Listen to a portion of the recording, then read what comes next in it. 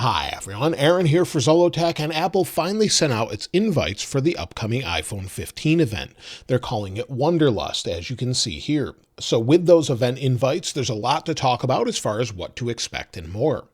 Now the first thing is the Apple event hash flag is now live on X or Twitter, and if you type in hashtag Apple event, you'll get the little apple there when you actually go to send a message. That's now available just like they do every single year. And as far as when and where it is, first let's go to the event itself. So on Apple's event website, I'll link it in the description, you can see it says watch on 9/12 at 10 a.m. Pacific time, or that's 1 p.m. Eastern time. You can watch it on apple.com or the Apple TV app, and typically you can watch it on YouTube where it's streamed. You'll see this is animated where the apple here is sort of coming apart in the different colors that we're actually expecting the iPhone 15 Pro models to be in. So there's a lot to talk about of what to expect, but this is actually at the Steve Jobs Theater this year in a hybrid format like we've had before with WWDC, where they actually had people come in, they watched it together live, and then they were able to get their hands on it in demonstration areas.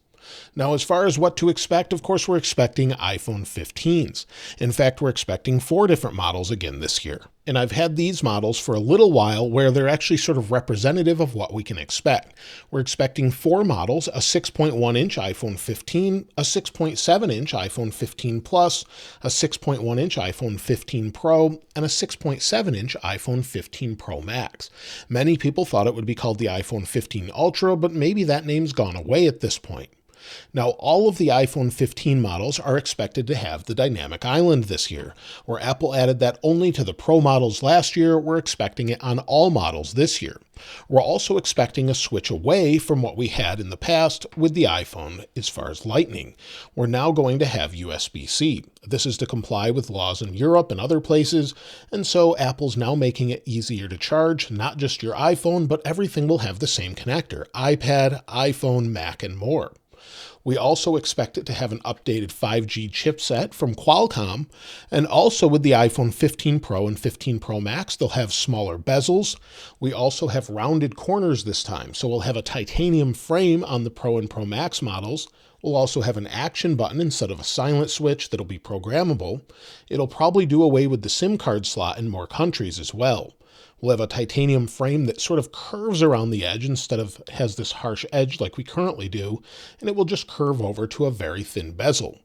We're expecting 4 different colors with the Pro models. We're expecting Titan Gray or some form of gray similar to titanium, also a dark blue color, silver, and space black. This year we will not have a gold color, and they're sort of doing away with the vibrant or sort of pastel colors on the Pro models.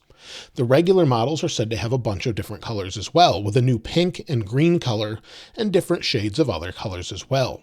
Unfortunately, no red, at least for now. Of course, in the latest models, we also expect an upgraded chipset, an A17 Bionic with a new 3nm chipset, which should be more efficient and provide hopefully better battery life. There is no mention of larger batteries, but that could come a little bit later. We could also get upgraded camera lenses, and the big news in the Pro Max model, the largest model, is expected to have a 5 to 6 times optical periscope zoom lens. So similar to what we've seen in Samsung, where they have it sort of sideways with a periscope zoom lens. We're expecting all of that this year with the iPhone 15 models. So the USB-C should be nice, especially for transfer speeds with ProRes. If you're recording a lot of video, you can really get those off your phone fast. And also we're expecting possibly Thunderbolt speeds as well, 40 gigabits per second, where you could transfer that off and even fast charge your phone much faster, as both USB-C and Thunderbolt support over 100 watts of charging, but I doubt Apple will do that. So far, we're hearing about 35 watts as far as that goes. Now, we're also expecting some updates to the Apple Watch. With the regular style Apple Watch, we're expecting a very, very minor update to the Apple Watch Series 9. This will have a bump in processing power and also have a pink color option according to many of the leaks. We're also, of course, expecting some new bands to go along with maybe watchOS 10 and more, so we'll see that at the event, but don't expect anything major with Apple Watch. We also expect one new color and an Apple Watch Ultra 2 to have sort of a space black color instead of the general titanium color that we have now. So instead of titanium, we would have space black like we've had before, similar to what we have on this watch, where this is actually an older titanium watch, we'd have that sort of black anodized look.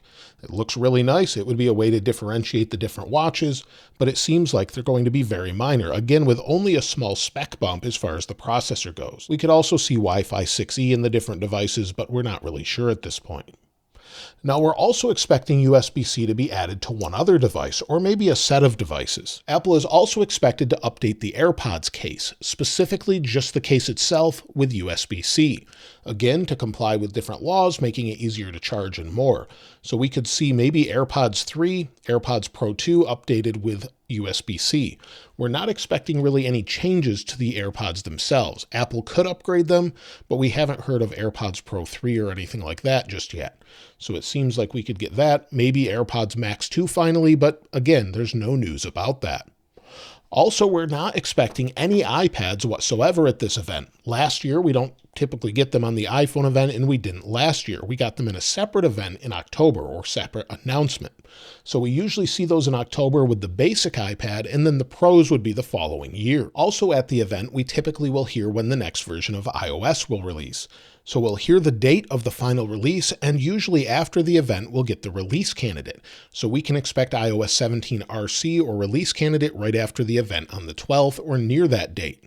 Then we'll have the final release most likely on the 18th. Apple has released it the following day after the event before, but most likely it's going to be the 18th as they've been following what they did last year. Now, as far as iPhone 15 pre-orders, we would expect that on Friday the 15th. Usually that will happen at 8 a.m. Eastern Time. That's what Apple's been doing lately, with a final release to the public on the 22nd, where they release all the models. They could stagger the release like we've had before, but we don't really hear anything about that as far as that being certain. So we could see that, or that could be just all released on the 22nd. I would like to see them stagger it, as it's easier as a reviewer to give you honest opinions about what they're like to use. But that's everything we expect at the event. We could hear about when macOS is coming out as well, but we expect that later in October like we had last year also. So lots of things to expect. The iPhones will be the big news. Maybe we'll hear more about Apple Vision Pro, but at this point, I think we'll have a separate event in October talking about Macs or iPads or something like that. Let me know what you're looking most forward to at the upcoming Apple event. Are you planning to pick up an iPhone 15 or a new Apple Watch? And what color are you planning to pick it up in? I'd love to hear from you in the comments below. If you'd like to get your hands on this wallpaper, I'll link it in the description like I normally do. And if you haven't subscribed already, please subscribe. And if you enjoyed the video, please give it a like. As always, thanks for watching. This is Aaron. I'll see you next time.